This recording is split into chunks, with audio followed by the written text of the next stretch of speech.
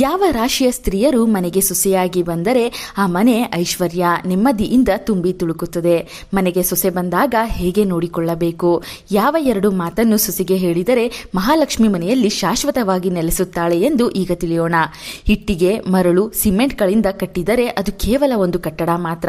ಆದರೆ ಆ ಮನೆಯ ಹೊಸ್ತಿಲನ್ನು ಬಲಗಾಲಿನಿಂದ ದಾಟಿ ತನ್ನ ನಗುವಿನಿಂದ ಆ ಮನೆಯನ್ನು ಬೆಳಗಿಸುವ ಒಬ್ಬ ಸ್ತ್ರೀ ಮನೆಗೆ ಕಾಲಿಟ್ಟ ನಂತರವೇ ಅದು ದೇವಾಲಯದಂತಿರುವ ಮನೆಯಾಗುತ್ತದೆ. ಒಬ್ಬ ಮಗ ಹುಟ್ಟಿದಾಗ ಆ ತಂದೆ ತಾಯಿಗಳು ಎಷ್ಟು ಸಂತೋಷ ಪಡುತ್ತಾರೋ, ಅವನಿಗೆ ಮದುವೆ ಮಾಡುವ ವಯಸ್ಸು ಬಂದಾಗ ಅವರ ಹೃದಯದಲ್ಲಿ ಅಷ್ಟೇ ಭಯ ಶುರುವಾಗುತ್ತದೆ. ನಮ್ಮ ಮನೆಗೆ ಬರಲಿರುವ ಸೊಸೆ ಹೇಗಿರುತ್ತಾಳೆ, ನಮ್ಮ ಮಗನನ್ನು ಚೆನ್ನಾಗಿ ನೋಡಿಕೊಳ್ಳುತ್ತಾಳೆಯೇ, ನಮ್ಮಂತಹ ವೃದ್ಧರನ್ನು ಅರ್ಥ ಮಾಡಿಕೊಳ್ಳುತ್ತಾಳೆಯೇ, ನಮ್ಮ ಕುಟುಂಬದ ಗೌರವವನ್ನು ಉಳಿಸುತ್ತಾಳೆಯೇ? ಈ ಪ್ರಶ್ನೆಗಳು ಪ್ರತಿ ರಾತ್ರಿ ನಿಮ್ಮ ನಿದ್ರೆಯನ್ನು ಕೆಡಿಸುತ್ತದೆ. ಜ್ಯೋತಿಷ್ಯ ಎಂದರೆ ಕೇವಲ ಗ್ರಹಗಳು, ನಕ್ಷತ್ರಗಳು ಮಾತ್ರವಲ್ಲ. ಜ್ಯೋತಿಷ್ಯ ಎಂದರೆ ಮನುಷ್ಯನ ಮನಸ್ಥಿತಿ. ಒಬ್ಬ ವ್ಯಕ್ತಿಯ ಆಲೋಚನೆ ಹೇಗಿರುತ್ತದೆ, ಕಷ್ಟ ಬಂದಾಗ ಹೇಗೆ ಪ್ರತಿಕ್ರಿಯಿಸುತ್ತಾನೆ, ಸಂಬಂಧಗಳನ್ನು ಹೇಗೆ ಉಳಿಸಿಕೊಳ್ಳುತ್ತಾನೆ, ಇವೆಲ್ಲವನ್ನು ಆ ವ್ಯಕ್ತಿಯ ಹುಟ್ಟಿದ ರಾಶಿಯನ್ನು ಆಧರಿಸಿ ತಿಳಿಯಬಹುದು. ಸೊಸೆ ಅಂದರೆ ಕೇವಲ ಮಗನ ಹೆಂಡತಿಯಲ್ಲ, ಆ ಮನೆಯ ಬೆನ್ನೆಲುಬು. ಒಂದು ಮರಕ್ಕೆ ಬೇರುಗಳು ಹೇಗೋ, ಕುಟುಂಬಕ್ಕೆ ಸೊಸೆ ಹಾಗೆ. ಬೇರುಗಳು ಬಲವಾಗಿದ್ದರೆ ಮಾತ್ರ ಮರ ಚಿಗುರುತ್ತದೆ, ಹೂ ಬಿಡುತ್ತದೆ, ಹಣ್ಣು ಕೊಡುತ್ತದೆ. ಹಾಗೆಯೇ ಸೊಸೆ ಗುಣವಂತಳಾಗಿದ್ದರೆ ಆ ವಂಶ ಅಭಿವೃದ್ಧಿಯಾಗುತ್ತದೆ. ಜ್ಯೋತಿಷ್ಯ ಶಾಸ್ತ್ರದ ಪ್ರಕಾರ ಕೆಲವು ನಿರ್ದಿಷ್ಟ ರಾಶಿಗಳಲ್ಲಿ ಹುಟ್ಟಿದ ಹುಡುಗಿಯರಲ್ಲಿ ಸಹಜವಾಗಿಯೇ ಅದ್ಭುತವಾದ ಕುಟುಂಬ ಜವಾಬ್ದಾರಿ, ಹಿರಿಯರ ಮೇಲಿನ ಗೌರವ, ಗಂಡನ ಮೇಲಿನ ಅಪಾರ ಪ್ರೀತಿ ಮತ್ತು ಯಾವುದೇ ಕಷ್ಟ ಬಂದರೂ ಕುಟುಂಬಕ್ಕಾಗಿ ಪ್ರಾಣವನ್ನೇ ಅರ್ಪಿಸುವ ಗುಣ ಇರುತ್ತದೆ. ಈ ರಾಶಿಗಳಲ್ಲಿ ಹುಟ್ಟಿದ ಹುಡುಗಿ ನಿಮ್ಮ ಮನೆಗೆ ಸೊಸೆಯಾಗಿ ಬಂದರೆ ನೀವು ಇಂದಿನ ಜನ್ಮದಲ್ಲಿ ಮಾಡಿದ ಪುಣ್ಯದ ಫಲವೆಂದು ಖಂಡಿತ ನಂಬಲೇಬೇಕು. ಮೊದಲ ರಾಶಿ ವೃಷಭ ರಾಶಿ. ವೃಷಭ ರಾಶಿಯ ಅಧಿಪತಿ ಶುಕ್ರ. ಜ್ಯೋತಿಷ್ಯದಲ್ಲಿ ಶುಕ್ರ ಎಂದರೆ ಲಕ್ಷ್ಮೀ ಕಟಾಕ್ಷ. ಶುಕ್ರ ಎಂದರೆ ಸುಖ, ಪ್ರೀತಿ, ಸ್ಥಿರತೆ ಮತ್ತು ಸೌಂದರ್ಯ.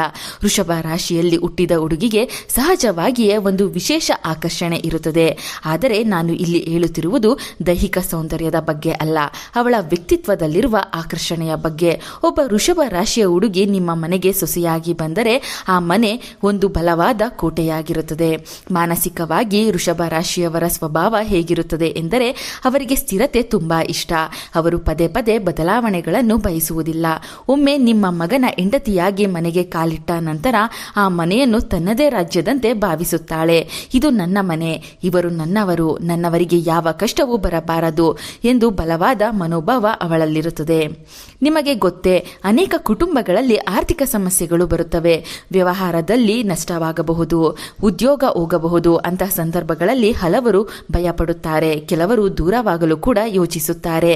ಆದರೆ ವೃಷಭ ರಾಶಿಯ ಸೊಸೆ ಮನೆಯಲ್ಲಿದ್ದರೆ ಅವಳು ಬೆಟ್ಟದಂತೆ, ಶಿಲೆಯಂತೆ ಕುಟುಂಬಕ್ಕೆ ಬೆಂಬಲವಾಗಿ ನಿಂತುಕೊಳ್ಳುತ್ತಾಳೆ. ಅವಳ ಸಹನೆ ಭೂದೇವಿಯ ಸಮಾನ. ಅತ್ತೆ ಮಾವ ಏನಾದರೂ ಹೇಳಿದರೂ, ತನ್ನ ಮೇಲೆ ಕೋಪಗೊಂಡರೂ ಕುಟುಂಬದ ಗೌರವಕ್ಕೆ ಧಕ್ಕೆ ಬರಬಾರದೆಂದು ತನ್ನ ಕಣ್ಣೀರನ್ನು ತನ್ನೊಳಗೆ ಇಟ್ಟುಕೊಳ್ಳುತ್ತಾಳೆ. ಹೊರಗೆ ಹೋಗಿ ಮನೆಯ ವಿಷಯ ಹೇಳುವುದಿಲ್ಲ. ವೃಷಭ ರಾಶಿಯ ಸೊಸೆಯಲ್ಲಿ ಇರುವ ಮತ್ತೊಂದು ದೊಡ್ಡ ಗುಣ ಆರ್ಥಿಕ ಶಿಸ್ತು. ಅವಳು ಹಣವನ್ನು ಎಂದಿಗೂ ವ್ಯರ್ಥ ಮಾಡೋದಿಲ್ಲ. ನೀವು ಅವಳ ಕೈಗೆ 10 ರೂಪಾಯಿ ಕೊಟ್ಟರೆ ಅದನ್ನು 100 ರೂಪಾಯಿಯಾಗಿಸುವುದು ಹೇಗೆ ಎಂಬುದು ಅವಳಿಗೆ ಗೊತ್ತು. ಕುಟುಂಬ ಕಷ್ಟದಲ್ಲಿದ್ದಾಗ ಯಾರಿಗೂ ತಿಳಿಯದಂತೆ ತನ್ನ ಬಳಿ ಉಳಿಸಿಕೊಂಡ ಹಣವನ್ನು ತೆಗೆದು ಅತ್ತೆಯ ಕೈಗೆ ನೀಡಿ, ಅತ್ತೆ ಚಿಂತಿಸಬೇಡಿ, ನಾನು ಇದ್ದೀನಲ್ಲ ಎಂದು ಧೈರ್ಯ ಹೇಳಬಲ್ಲ ಏಕೈಕ ರಾಶಿ ವೃಷಭ ರಾಶಿ. ಇಂತಹ ಸೊಸೆ ನಿಮಗೆ ಸಿಕ್ಕರೆ ದೇವರು ಸ್ವತಃ ನಿಮ್ಮ ಮನೆಗೆ ಅದೃಷ್ಟದ ದೇವತೆಯನ್ನು ಕಳುಹಿಸಿದ್ದಾನೆ ಎಂದು ತಿಳಿಯಿರಿ. ಅವಳಿಗೆ ನೀವು ಕೊಡಬೇಕಾಗಿರುವುದು ಕೇವಲ ಸ್ವಲ್ಪ ಪ್ರೀತಿ ಮತ್ತು ಗೌರವ. ಆ ಎರಡು ಕೊಟ್ಟರೆ ಅವಳು ತನ್ನ ಪ್ರಾಣವನ್ನೇ ನಿಮ್ಮ ಕುಟುಂಬಕ್ಕಾಗಿ ಅರ್ಪಿಸುತ್ತಾಳೆ. ಎರಡನೆಯದಾಗಿ ಕರ್ಕಾಟಕ ರಾಶಿ. ಕರ್ಕಾಟಕ ರಾಶಿ ಜಲತತ್ವದ ರಾಶಿ. ಇದರ ಅಧಿಪತಿ ಚಂದ್ರ. ಚಂದ್ರ ಮನಸ್ಸಿನ ಕಾರಕ. ಈ ರಾಶಿಯಲ್ಲಿ ಹುಟ್ಟಿದ ಹುಡುಗಿಯರು ದೇವರು ಕೊಟ್ಟ ಮಹಾವರವೆಂದು ಹೇಳಬಹುದು. ಯಾಕೆಂದರೆ ಇಂದಿನ ಕಾಲದಲ್ಲಿ ಸ್ವಾರ್ಥ ಹೆಚ್ಚಾಗಿ ಪ್ರತಿಯೊಬ್ಬರೂ ತಮ್ಮದೇ ಜೀವನ ನೋಡಿಕೊಳ್ಳುತ್ತಿರುವಾಗ ತನಗಿಂತ ಎದುರಿನವರ ಬಗ್ಗೆ ಹೆಚ್ಚು ಯೋಚಿಸುವ ಮನಸ್ಥಿತಿ ಕರ್ಕಾಟಕ ರಾಶಿಯ ಹುಡುಗಿಯರಲ್ಲಿ ಇರುತ್ತದೆ. ಒಬ್ಬ ಕರ್ಕಾಟಕ ರಾಶಿಯ ಹುಡುಗಿ ನಿಮ್ಮ ಮನೆಗೆ ಸೊಸೆಯಾಗಿ ಬಂದರೆ ನಿಮ್ಮ ಮನೆಗೆ ಎರಡನೇ ತಾಯಿ ಬಂದಂತೆ. ಹೌದು, ನೀವು ಕೇಳಿದ್ದು ಸತ್ಯ. ಗಂಡನಿಗೆ ಹೆಂಡತಿಯಾಗಿರುವುದರ ಜೊತೆಗೆ ಅವನಿಗೆ ತಾಯಿಯಂತ ಪ್ರೀತಿಯನ್ನು ನೀಡಬಲ್ಲಳು. ಅತ್ತೆ ಮಾವರನ್ನು ತನ್ನ ಸ್ವಂತ ತಂದೆ ತಾಯಿಗಿಂತ ಹೆಚ್ಚು ಕಾಳಜಿಯಿಂದ ನೋಡಿಕೊಳ್ಳುತ್ತಾಳೆ. ಅವರ ಮನಸ್ಥಿತಿ ಸಂಪೂರ್ಣ ಭಾವನೆಗಳೊಂದಿಗೆ ಸಂಬಂಧಪಟ್ಟಿರುತ್ತದೆ. ಅವರಿಗೆ ಸಹಾನುಭೂತಿ ತುಂಬಾ ಹೆಚ್ಚು. ನಿಮ್ಮ ಮನೆಯಲ್ಲಿ ಯಾರಿಗಾದರೂ ಚಿಕ್ಕ ಕಷ್ಟ ಬಂದರೂ ಅವರು ಅಳುವುದಕ್ಕಿಂತ ಮೊದಲೇ ಈ ಸೊಸೆಯ ಕಣ್ಣಲ್ಲಿ ನೀರು ಬರುತ್ತದೆ. ಮಾವನಿಗೆ ಅನಾರೋಗ್ಯ ಇದ್ದರೆ ರಾತ್ರಿ ನಿದ್ರೆ ಮಾಡದೆ ಔಷಧಿ ಕೊಟ್ಟು ಕೊಟ್ಟು ಸೇವೆ ಮಾಡುವ ಅದ್ಭುತ ಗುಣ ಕರ್ಕಾಟಕ ರಾಶಿಯ ಸೊಸೆಯದು. ಅನೇಕ ಹಿರಿಯರಿಗೆ ಒಂದು ಭಯ ಇರುತ್ತದೆ, ಸೊಸೆ ಬಂದ ಮೇಲೆ ನಮ್ಮ ಮಗ ನಮ್ಮಿಂದ ದೂರವಾಗಿ ಬಿಡ್ತಾನೋ ಎಂದು. ಆದರೆ ಕರ್ಕಾಟಕ ರಾಶಿಯ ಸೊಸೆ ಎಂದಿಗೂ ಹಾಗೆ ಮಾಡುವುದಿಲ್ಲ. ಯಾಕೆಂದರೆ ಅವಳಿಗೆ ಸಂಬಂಧಗಳ ಮೇಲೆ ಅಪಾರ ಪ್ರೀತಿ. ಕುಟುಂಬದವರು ಎಲ್ಲರೂ ಒಟ್ಟಿಗೆ ಇರಬೇಕು, ಒಟ್ಟಿಗೆ ನಗಬೇಕು, ಒಂದೇ ಕಡೆ ಕೂತು ಊಟ ಮಾಡಬೇಕು ಎಂಬ ಕನಸುಗಳಿರುವ ಮನಸ್ಸು ಅವಳದು. ಹಬ್ಬಗಳು ಬಂದರೆ ಮನೆಯನ್ನು ಎಷ್ಟು ಸಂಭ್ರಮದಿಂದ ತುಂಬಿಸುತ್ತಾಳೆ ಎಂದರೆ ನಿಮ್ಮ ಮನೆ ಮದುವೆ ಮಂದಿರದಂತಾಗುತ್ತದೆ. ಆದರೆ ಕರ್ಕಾಟಕ ರಾಶಿಯವರು ತುಂಬಾ ಸಂವೇದನಾಶೀಲರು, ಚಿಕ್ಕ ಮಾತಿಗೂ ಬೇಸರ ಪಡುತ್ತಾರೆ. ಅವಳು ನಿಮ್ಮ ಮನೆಯ ಎಲ್ಲರನ್ನೂ ತನ್ನವರಂತೆ ಒಪ್ಪಿಕೊಂಡಾಗ ನೀವು ಕೂಡ ಅವಳನ್ನು ನಿಮ್ಮ ಸ್ವಂತ ಮಗಳಂತೆ ನೋಡಬೇಕು. ಅವಳ ಮನಸ್ಸಿಗೆ ನೋವಾದರೆ ಅವಳು ಯಾರಿಗೂ ಏನೂ ಹೇಳೋದಿಲ್ಲ, ಆದರೆ ಮನಸ್ಸಿನೊಳಗೆ ನೋವು ಅನುಭವಿಸುತ್ತಾಳೆ. ಆ ಕಣ್ಣೀರು ಮನೆಯ ಶುಭಕ್ಕೆ ಒಳ್ಳೆಯದಲ್ಲ. ಆದ್ದರಿಂದ ಕರ್ಕಾಟಕ ರಾಶಿಯ ಸೊಸೆ ಮನೆಯಲ್ಲಿ ಿದ್ದರೆ ಅವಳನ್ನು ಗಾಜಿನ ಬೊಂಬೆಯಂತೆ ಕಾಪಾಡಬೇಕು. ನೀವು ಅವಳಿಗೆ ಒಂದು ಭಾಗ ಪ್ರೀತಿ ಕೊಟ್ಟರೆ ಅವಳು ನಿಮಗೆ 100 ಪಟ್ಟು ಪ್ರೀತಿಯನ್ನು ಮರಳಿ ಕೊಡುತ್ತಾಳೆ. ನಿಮ್ಮ ವೃದ್ಧಾಪ್ಯದಲ್ಲಿ ನಿಮ್ಮನ್ನು ವೃದ್ಧಾಶ್ರಮಕ್ಕೆ ಕಳುಹಿಸದೆ ತನ್ನ ಕೈಯಿಂದಲೇ ಊಟ ತಿನ್ನಿಸುವ ದೇವತೆ ಅವಳು. 3ನೇ ರಾಶಿ ಕನ್ಯಾ ರಾಶಿ. ಕನ್ಯಾ ರಾಶಿ ಭೂತತ್ವದ ರಾಶಿ. ಇದರ ಅಧಿಪತಿ ಬುಧ. ಬುಧ ಎಂದರೆ ಬುದ್ಧಿವಂತಿಕೆ, ವಿವೇಕ ಮತ್ತು ಸಮಯ ಪ್ರಜ್ಞೆ. ಒಬ್ಬ ಕನ್ಯಾ ರಾಶಿಯ ಹುಡುಗಿ ನಿಮ್ಮ ಮನೆಗೆ ಸೊಸೆಯಾಗಿ ಬಂದರೆ ನಿಮ್ಮ ಮನೆಯ ರೂಪವೇ ಬದಲಾಗುತ್ತದೆ. ಅವಳು ಕೇವಲ ಸೊಸೆ ಮಾತ್ರ ಅಲ್ಲ, ಒಬ್ಬ ಪರಿಪೂರ್ಣ ವ್ಯವಸ್ಥಾಪಕಿ. ಈ ಕಾಲದಲ್ಲಿ ಹೆಣ್ಣು ಮಕ್ಕಳು ಓದಿ ಉದ್ಯೋಗ ಮಾಡುತ್ತಿದ್ದಾರೆ. ಕಚೇರಿ ಕೆಲಸ ಮತ್ತು ಮನೆಯ ಕೆಲಸ ಎರಡನ್ನೂ ಸಮತೋಲನ ಮಾಡುವುದು ತುಂಬಾ ಕಷ್ಟ. ಆದರೆ ಕನ್ಯಾ ರಾಶಿಯ ಸೊಸೆಗೆ ಇದು ಸಹಜ ಗುಣ. ಈ ಕೆಲಸ ಹೀಗೆ ನಡೆಯಬೇಕು ಎಂಬ ಶಿಸ್ತು ಇವರಿಗೆ ಹೆಚ್ಚಿರುತ್ತದೆ. ಪ್ರತಿಯೊಂದು ವಸ್ತು ತಾನು ಇಷ್ಟಪಟ್ಟ ಜಾಗದಲ್ಲೇ ಇರಬೇಕು. ಯಾವ ಕೆಲಸ ಯಾವ ಸಮಯದಲ್ಲಿ ಆಗಬೇಕೋ ಅದೇ ಸಮಯದಲ್ಲಿ ಆಗಬೇಕು ಎಂಬ ಮನಸ್ಸಿರುತ್ತದೆ. ಕನ್ಯಾ ರಾಶಿಯ ಸೊಸೆಗೆ ಮನೆಗೆ ಬಂದರೆ ನಿಮ್ಮ ಕುಟುಂಬದ ಆರೋಗ್ಯ, ಆಹಾರ ಪದ್ಧತಿ, ಆರ್ಥಿಕ ಯೋಜನೆ ಇವೆಲ್ಲವೂ ಕ್ರಮಬದ್ಧವಾಗಿರುತ್ತವೆ. ಬೆಳಿಗ್ಗೆ ಮಾವನಿಗೆ ಯಾವ ಸಮಯಕ್ಕೆ ಔಷಧಿ ಕೊಡಬೇಕು, ಅತ್ತೆಗೆ ಯಾವ ಸಮಯಕ್ಕೆ ಕಾಫಿ ಕೊಡಬೇಕು, ಗಂಡನ ಕೆಲಸ ಹೇಗೆ ನೋಡಿಕೊಳ್ಳಬೇಕು, ಇವೆಲ್ಲವೂ ಅವಳ ತಲೆಯೊಳಗೆ ಕಂಪ್ಯೂಟರ್ ಪ್ರೋಗ್ರಾಂನಂತೆ ನಡೆಯುತ್ತಿರುತ್ತದೆ. ಕನ್ಯಾ ರಾಶಿಯ ಸೊಸೆ ತನ್ನ ಪ್ರೀತಿಯನ್ನು ಮಾತಿಗಿಂತಲೂ ಕೆಲಸದಲ್ಲಿ ತೋರಿಸುತ್ತಾಳೆ. ಅವಳು ಪ್ರತಿದಿನ ಅತ್ತೆ ನಾನು ನಿಮ್ಮನ್ನು ತುಂಬಾ ಪ್ರೀತಿಸುತ್ತೇನೆ ಎಂದು ಸಿನಿಮಾ ಡೈಲಾಗ್ ಹೇಳದೇ ಇರಬಹುದು, ಆದರೆ ನೀವು ಕೆಮ್ಮುತ್ತಿದ್ದರೆ ಬಿಸಿ ನೀರು ತಂದು ಕೊಡುವುದರಲ್ಲಿ ಅವಳ ಪ್ರೀತಿ ಕಾಣುತ್ತದೆ. ನಿಮ್ಮ ಬಟ್ಟೆಗಳನ್ನು ಮಡಚಿ ಇಡುವುದರಲ್ಲಿ ಅವಳ ಜವಾಬ್ದಾರಿ ಗೋಚರಿಸುತ್ತದೆ. ಬುಧನ ಪ್ರಭಾವದಿಂದ ಅವಳಿಗೆ ಕ್ರಿಯಾಶೀಲ ಚಿಂತನೆ ತುಂಬಾ ಹೆಚ್ಚು. ಗಂಡನ ವೃತ್ತಿ ಜೀವನದಲ್ಲಿ ಅವಳು ಒಳ್ಳೆಯ ಸಲಹೆಗಾರ್ತಿ. ಗಂಡ ತಪ್ಪು ನಿರ್ಧಾರ ತೆಗೆದುಕೊಳ್ಳುತ್ತಿದ್ದರೆ ಅದರ ಲಾಭ ನಷ್ಟಗಳನ್ನು ವಿವರಿಸಿ ಸರಿಯಾದ ದಾರಿಯಲ್ಲಿ ನಡೆಸುವ ಅದ್ಭುತ ಮಾರ್ಗದರ್ಶಕಿ ಕನ್ಯಾ ರಾಶಿಯ ಸೊಸೆ. ಆದರೆ ಕನ್ಯಾ ರಾಶಿಯವರು ತುಂಬಾ ಹೆಚ್ಚು ಯೋಚಿಸುತ್ತಾರೆ. ಪ್ರತಿಯೊಂದು ಸಣ್ಣ ವಿಷಯವನ್ನು ಮನಸ್ಸಿನಲ್ಲಿ ಇಟ್ಟುಕೊಂಡು ಕಳವಳ ಪಡುತ್ತಾರೆ. ಅಂತ ಸಮಯದಲ್ಲಿ ಅತ್ತೆ ಮಾವನಾಗಿ ನಾವು ಇದ್ದೇವೆ, ನೀನು ಚಿಂತಿಸಬೇಡ ಎಂದು ಒಂದು ಮಾತು ಹೇಳಿದರೆ ಸಾಕು, ಅವಳು ತನ್ನ ಪ್ರಾಣವನ್ನೇ ನಿಮ್ಮ ಪಾದ ಬಳಿ ಇಡುತ್ತಾಳೆ. ಕನ್ಯಾ ರಾಶಿಯ ಸೊಸೆ ನಿಮ್ಮ ಮನೆಗೆ ಸಿಕ್ಕರೆ ಅದು ನಿಮ್ಮ ಕುಟುಂಬಕ್ಕೆ ಅದ್ಭುತವಾದ ರಕ್ಷಣಾ ಕವಚ ಸಿಕ್ಕಂತೆ. 4ನೇ ರಾಶಿ ತುಲಾರಾಶಿ. ತುಲಾರಾಶಿ ವಾಯುತತ್ವದ ರಾಶಿ. ಇದರ ಅಧಿಪತಿ ಮತ್ತೆ ಶುಕ್ರನೇ. ವೃಷಭ ರಾಶಿಗೆ ಶುಕ್ರ ಸ್ಥಿರತೆಯನ್ನು ನೀಡಿದರೆ ತುಲಾರಾಶಿಗೆ ಸಮತೋಲನ ಮತ್ತು ಸಾಮರಸ್ಯವನ್ನು ನೀಡುತ್ತಾನೆ. ಒಬ್ಬ ತುಲಾರಾಶಿಯ ಹುಡುಗಿ ನಿಮ್ಮ ಮನೆಗೆ ಸೊಸೆಯಾಗಿ ಬಂದರೆ ನಿಮ್ಮ ಮನೆ ಯಾವಾಗಲೂ ನಗುವಿನಿಂದ ಮತ್ತು ಶಾಂತಿಯಿಂದ ತುಂಬಿರುತ್ತದೆ. ಮನೆಯಲ್ಲಿರುವ ಯಾವುದೇ ಜಗಳ ಅಥವಾ ಭಿನ್ನಾಭಿಪ್ರಾಯವನ್ನು ಅವಳು ಕ್ಷಣದಲ್ಲೇ ಸರಿಪಡಿಸಬಲ್ಲಳು. ಮಾನಸಿಕವಾಗಿ ತುಲಾರಾಶಿಯವರ ಸ್ವಭಾವ ಸದಾ ಶಾಂತಿಯನ್ನು ಬಯಸುತ್ತದೆ. ಮನೆಯಲ್ಲಿ ಯಾರಾದರೂ ಜಗಳ ಮಾಡುತ್ತಿದ್ದರೆ ಅವರಿಗೆ ಬುದ್ಧಿ ಹೇಳುತ್ತಾರೆ. ಅತ್ತೆ ಮಾವನ ನಡುವೆ ಸಣ್ಣ ತಪ್ಪಾದರೂ, ಗಂಡ ಮತ್ತು ಅವನ ಸಹೋದರರ ನಡುವೆ ಆಸ್ತಿ ಜಗಳ ಬಂದರೂ ತುಲಾರಾಶಿಯ ಸೊಸೆ ನ್ಯಾಯಾಧೀಶಿಯಂತೆ ಒಬ್ಬ ರಾಜತಾಂತ್ರಿಗಳಂತೆ ನಡೆದು ಎಲ್ಲವರನ್ನೂ ಒಗ್ಗೂಡಿಸುತ್ತಾಳೆ. ಒಟ್ಟಿಗೆ ಇದ್ದರೆ ಸುಖ ಎನ್ನುವುದು ಅವರ ಜೀವನ ಸಿದ್ಧಾಂತ. ತುಲಾರಾಶಿಯ ಸೊಸೆ ಯಾರ ಪಕ್ಕವೂ ನಿಲ್ಲುವುದಿಲ್ಲ, ನ್ಯಾಯದ ಪಕ್ಕ ಮಾತ್ರ ನಿಲ್ಲುತ್ತಾಳೆ. ಅತ್ತೆಯ ಮಾತಿನಲ್ಲಿ ನ್ಯಾಯ ಇದ್ದರೆ ಅತ್ತೆಗೆ ಬೆಂಬಲ ನೀಡುತ್ತಾಳೆ. ತನ್ನ ಗಂಡನ ತಪ್ಪು ಮಾಡಿದರೆ ಧೈರ್ಯವಾಗಿ ಅವನನ್ನೇ ಪ್ರಶ್ನಿಸುತ್ತಾಳೆ. ಈ ನಿಷ್ಪಕ್ಷಪಾತ ಗುಣದಿಂದ ಕುಟುಂಬದಲ್ಲಿ ಅವಳಿಗೆ ಅಪಾರ ಗೌರವ ಸಿಗುತ್ತದೆ. ಇಷ್ಟೇ ಅಲ್ಲ, ತುಲಾರಾಶಿಯ ಹುಡುಗಿಯರಲ್ಲಿ ಕಲಾತ್ಮಕತೆ ತುಂಬಾ ಹೆಚ್ಚು. ಮನೆಯನ್ನು ಅಂದವಾಗಿ ಅಲಂಕರಿಸುವುದು, ಮನೆಗೆ ಬರುವ ಬಂಧುಗಳನ್ನು ನಗುಮುಗದಿಂದ ಸ್ವಾಗತಿಸುವುದು, ಇದರಲ್ಲಿ ತುಲಾರಾಶಿಯ ಸೊಸೆಗೆ ಸಾಟಿಯೇ ಇಲ್ಲ. ಬಂಧುಗಳು ನಿಮ್ಮ ಸೊಸೆ ಎಷ್ಟು ಒಳ್ಳೆಯವಳು, ನಿಮ್ಮ ಮನೆ ಎಷ್ಟು ಸಂಭ್ರಮದಿಂದ ಇದೆ ಎಂದು ಮೆಚ್ಚಿಕೊಳ್ಳುತ್ತಾರೆ. ಸಮಾಜದಲ್ಲಿ ಕುಟುಂಬದ ಗೌರವ ಮತ್ತು ಪ್ರತಿಷ್ಠೆ ಹೆಚ್ಚಿಸುವಲ್ಲಿ ತುಲಾರಾಶಿಯ ಸೊಸೆಯ ಪಾತ್ರ ಬಹಳ ಮುಖ್ಯ. ಅವಳು ಇವಳು ತನ್ನ ಗಂಡನನ್ನು ಪ್ರತಿಯೊಂದು ವಿಷಯದಲ್ಲೂ ಉತ್ತೇಜಿಸಿ ಸಮಾಜದಲ್ಲಿ ಉನ್ನತ ಸ್ಥಾನಕ್ಕೆ ಏರಲು ಬೆನ್ನೆಲುಬಾಗಿ ನಿಂತುಕೊಳ್ಳುತ್ತಾಳೆ. ಇವಳು ಇರುವ ಮನೆಯಲ್ಲಿ ಲಕ್ಷ್ಮೀದೇವಿ ನೃತ್ಯ ಮಾಡುತ್ತಾಳೆ. ಯಾಕೆಂದರೆ ಲಕ್ಷ್ಮೀದೇವಿಗೆ ಶಾಂತಿ ಇರುವ ಜಾಗವೇ ಇಷ್ಟ. ತುಲಾ ರಾಶಿಯ ಸೊಸೆ ಇರುವ ಮನೆಯಲ್ಲಿ ಜಗಳ ಕಡಿಮೆ ಇರುತ್ತದೆ. ಆದ್ದರಿಂದ ಸ್ವಾಭಾವಿಕವಾಗಿಯೇ ಲಕ್ಷ್ಮೀ ಕಟಾಕ್ಷ ದೊರೆಯುತ್ತದೆ. 5ನೇ ರಾಶಿ ಮಕರ ರಾಶಿ. ಮಕರ ರಾಶಿ ಭೂತತ್ವದ ರಾಶಿ. ಇದರ ಅಧಿಪತಿ ಕರ್ಮಕಾರಕನಾದ ಶನಿ ಭಗವಾನ್. ಅನೇಕರು ಶನಿ ಎಂದರೆ ಭಯಪಡುತ್ತಾರೆ. ಆದರೆ ಜ್ಯೋತಿಷ್ಯದಲ್ಲಿ ಶನಿ ದೇವರು ಕಷ್ಟ, ಶಿಸ್ತು, ಧರ್ಮ ಮತ್ತು ಅಚಲ ನಂಬಿಕೆಯನ್ನು ಸೂಚಿಸುತ್ತಾನೆ. ಒಬ್ಬ ಮಕರ ರಾಶಿಯ ಹುಡುಗಿ ನಿಮ್ಮ ಮನೆಗೆ ಸೊಸೆಯಾಗಿ ಬಂದರೆ ಆ ಕುಟುಂಬದ ಬಗ್ಗೆ ನೀವು ಭಯಪಡುವ ಅಗತ್ಯವೇ ಇಲ್ಲ. ಅವಳು ಉಕ್ಕಿನ ಕವಚದಂತೆ ಕುಟುಂಬವನ್ನು ರಕ್ಷಿಸುತ್ತಾಳೆ. ಮಾನಸಿಕವಾಗಿ ಮಕರ ರಾಶಿಯ ಸೊಸೆ ತುಂಬಾ ಪರಿಪಕ್ವಳಾಗಿರುತ್ತಾಳೆ. ಅವಳ ಆಲೋಚನೆ ಅವಳ ವಯಸ್ಸಿಗಿಂತ 10 ವರ್ಷ ಮುಂದೆ ಇರುತ್ತದೆ. ಚಿಕ್ಕ ವಯಸ್ಸಿನಲ್ಲೇ ಜೀವನದ ಬಗ್ಗೆ ಸ್ಪಷ್ಟತೆ ಮತ್ತು ಜವಾಬ್ದಾರಿ ಇರುತ್ತದೆ. ಸಂಪ್ರದಾಯ, ಆಚರಣೆ ಮತ್ತು ಹಿರಿಯರ ಮೇಲಿನ ಭಕ್ತಿ ಮಕರ ರಾಶಿಯವರಿಗೆ ಹುಟ್ಟಿನಿಂದಲೇ ಬರುತ್ತದೆ. ಇಂದಿನ ಕಾಲದಲ್ಲಿ ಅನೇಕರು ಹಳೆಯ ಸಂಪ್ರದಾಯಗಳನ್ನು ಕಡೆಗಣಿಸುತ್ತಾರೆ. ಆದರೆ ಮಕರ ರಾಶಿಯ ಸೊಸೆ ಮನೆಗೆ ಬಂದರೆ ಕುಲದೇವರ ಪೂಜೆ ಮಾಡುವುದರಿಂದ ಹಿಡಿದು ಅತ್ತೆ ಮಾವನ ಕಾಲಿಗೆ ನಮಸ್ಕರಿಸಿ ಆಶೀರ್ವಾದ ಪಡೆಯುವ ತನಕ ಪ್ರತಿಯೊಂದು ಸಂಪ್ರದಾಯಕ್ಕೂ ಗೌರವ ನೀಡುತ್ತಾಳೆ. ಮಕರ ರಾಶಿಯವರ ಮಹತ್ವ ಅವರ ಸಹನೆ ಮತ್ತು ಪರಿಶ್ರಮದಲ್ಲಿ ಇದೆ. ಗಂಡನಿಗೆ ಕಷ್ಟ ಬಂದಾಗ ಇದು ನಿನ್ನ ಸಮಸ್ಯೆ ಎಂದು ಬಿಟ್ಟು ಹೋಗುವುದಿಲ್ಲ. ನಾನು ಇದ್ದೀನಿ, ಇಬ್ಬರು ಸೇರಿ ಹೆದರಿಸೋಣ ಎಂದು ಗಂಡನ ಜೊತೆ ನಿಂತು ರಾತ್ರಿ ಹಗಲು ಶ್ರಮಿಸಿ ಕುಟುಂಬವನ್ನು ಮತ್ತೆ ನಿಲ್ಲಿಸುತ್ತಾಳೆ. ಇವರಿಗೆ ಮಾತು ಕಡಿಮೆ, ಕೆಲಸ ಹೆಚ್ಚು. ಪ್ರೀತಿಯನ್ನು ತೋರಿಸುವುದು ಇವರಿಗೆ ಬರದೇ ಇರಬಹುದು.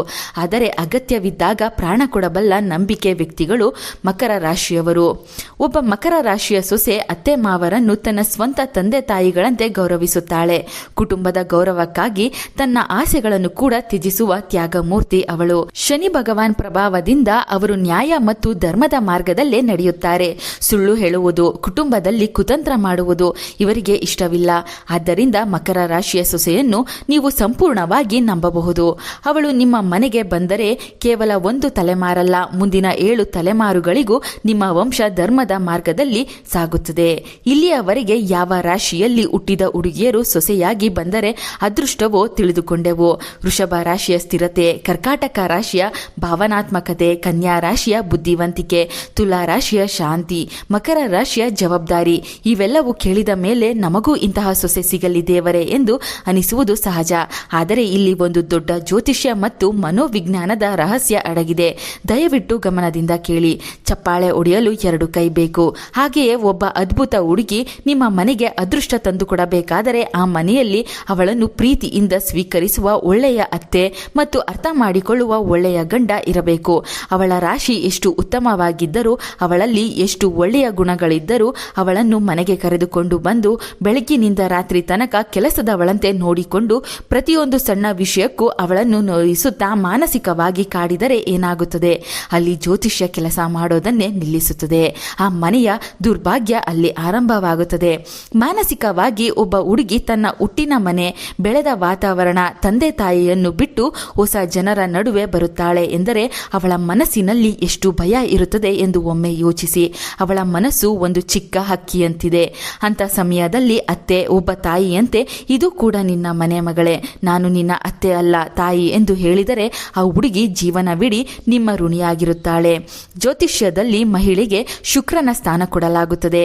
ಮನೆಯಲ್ಲಿ ಮಹಿಳೆಯ ಕಣ್ಣೀರು ಆಸುರಿಸಿದರೆ ಆ ಮನೆಯ ಶುಕ್ರ ಬಲ ಕುಗ್ಗುತ್ತದೆ. ಶುಕ್ರ ದುರ್ಬಲವಾದರೆ ಲಕ್ಷ್ಮೀದೇವಿ ಆ ಮನೆಯನ್ನು ಬಿಟ್ಟು ಹೋಗುತ್ತಾಳೆ. ಅಂದರೆ ನೀವು ಸೊಸೆಯನ್ನು ನೋಯಿಸಿದರೆ ಕೇವಲ ಅವಳನ್ನೇ ಅಲ್ಲ, ನಿಮ್ಮ ಮನೆಯ ಸಂಪತ್ತು ಮತ್ತು ಅದೃಷ್ಟವನ್ನೇ ನೀವು ಹಾಳು ಮಾಡುತ್ತಿದ್ದೀರಿ ಎಂದರ್ಥ. ಸೊಸೆ ಸಂತೋಷವಾಗಿದ್ದರೆ ಮನೆ ಸ್ವಾಭಾವಿಕವಾಗಿ ಅಭಿವೃದ್ಧಿಯಾಗುತ್ತದೆ. ಇದು ವೇದಗಳಲ್ಲಿ ಹೇಳಿರುವ ಸತ್ಯ. ಕೆಲವೊಮ್ಮೆ ಸೊಸೆಯಂದಿರು ಚಿಕ್ಕ ಚಿಕ್ಕ ತಪ್ಪು ಮಾಡುವುದು ಸಹಜ. ಅವಳು ಹೊಸ ವಾತಾವರಣಕ್ಕೆ ಬರುತ್ತಿದ್ದಾಳೆ. ನಿಮ್ಮ ಮನೆಯ ಪದ್ಧತಿಗಳು ಅವಳಿಗೆ ತಕ್ಷಣ ತಿಳಿಯದೇ ಇರಬಹುದು. ಅಂತ ಸಮಯದಲ್ಲಿ ದಯವಿಟ್ಟು ಟೀಕಿಸಬೇಡಿ. ಮಗಳು ತಪ್ಪು ಮಾಡಿದರೆ ಹೇಗೆ ಕ್ಷಮಿಸಿ ಸರಿಪಡಿಸುತ್ತೀರೋ, ಸೊಸೆ ತಪ್ಪು ಮಾಡಿದರೂ ಹಾಗೆಯೇ ಪ್ರೀತಿಯಿಂದ ತಿಳಿಸಿ.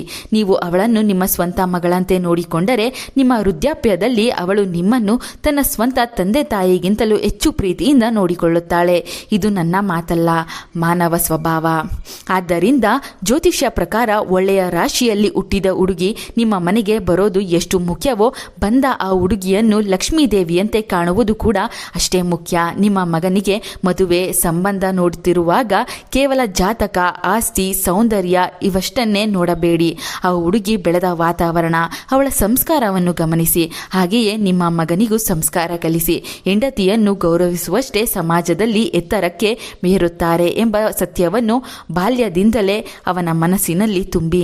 ಪ್ರಿಯ ವೀಕ್ಷಕರೇ, ಈ ವಿಡಿಯೋ ಆರಂಭದಲ್ಲಿ ನಾನು ನಿಮಗೆ ಒಂದು ಮಾತು ಹೇಳಿದ್ದೆ. ಒಂದು ಮನೆ ಒಬ್ಬ ಸ್ತ್ರೀ ಕಾಲಿಟ್ಟ ನಂತರವೇ ದೇವಾಲಯವಾಗುತ್ತದೆ ಎಂದು. ಇಷ್ಟು ಹೊತ್ತು ನನ್ನ ಮಾತುಗಳನ್ನು ನೀವು ಕೇಳಿದ್ದರೆಂದರೆ ನಿಮ್ಮ ಕುಟುಂಬದ ಮೇಲೆ ನಿಮಗೆ ಎಷ್ಟು ಪ್ರೀತಿ ಇದೆ, ನಿಮ್ಮ ಮನೆಗೆ ಬರಲಿರುವ ಸೊಸೆಯ ಬಗ್ಗೆ ನಿಮಗೆ ಎಷ್ಟು ಜವಾಬ್ದಾರಿ ಇದೆ ಎಂಬುದು ನನಗೆ ಅರ್ಥವಾಗುತ್ತದೆ. ಒಮ್ಮೆ ಕಣ್ಣು ಮುಚ್ಚಿ ಕಲ್ಪನೆ ಮಾಡಿ, ನಿಮ್ಮ ಮನೆಗೆ ಒಬ್ಬ ಒಳ್ಳೆಯ ಸೊಸೆ ಬಂದರೆ ಬೆಳಿಗ್ಗೆ ಬೇಗ ಎದ್ದು ಮನೆ ಸ್ವಚ್ಛಗೊಳಿಸಿ, ರಂಗೋಲಿ ಹಾಕಿ, ದೀಪ ಹಚ್ಚಿ ಪೂಜೆ ಮಾಡುತ್ತಿದ್ದಾಳೆ.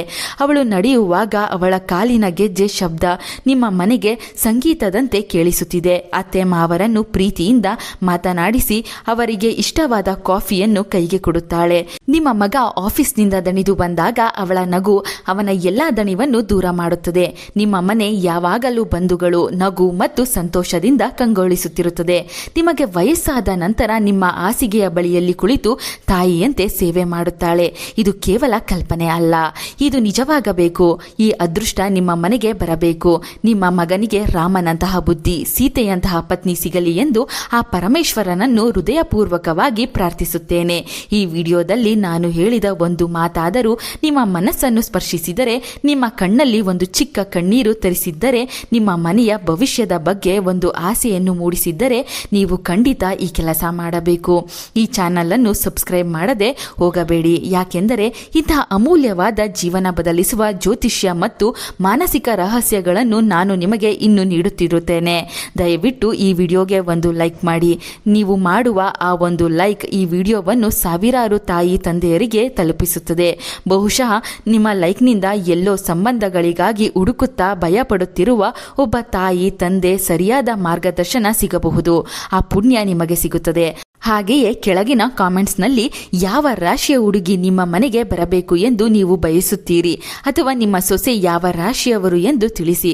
ಈ ವಿಡಿಯೋವನ್ನು ನಿಮ್ಮ ಕುಟುಂಬದವರಿಗೆ, ವಾಟ್ಸಪ್ ಗ್ರೂಪ್ಗಳಿಗೆ, ಮದುವೆಯಾಗದ ಮಕ್ಕಳಿರುವ ನಿಮ್ಮ ಸ್ನೇಹಿತರಿಗೆ ತಪ್ಪದೆ ಶೇರ್ ಮಾಡಿ. ಅವರು ಈ ವಿಷಯವನ್ನು ತಿಳಿದುಕೊಳ್ಳುವುದು ಅವರ ಕುಟುಂಬಕ್ಕೆ ಬಹಳ ಮುಖ್ಯ. ಇದನ್ನು ನಿರ್ಲಕ್ಷಿಸಬೇಡಿ, ಯಾಕೆಂದರೆ ಇದು ನಿಮ್ಮ ಕುಟುಂಬ ಮತ್ತು ನಿಮ್ಮ ಮುಂದಿನ ತಲೆಮಾರುಗಳಿಗೆ ಸಂಬಂಧಿಸಿದ ಮಹತ್ತರ ಸತ್ಯ. Thank you.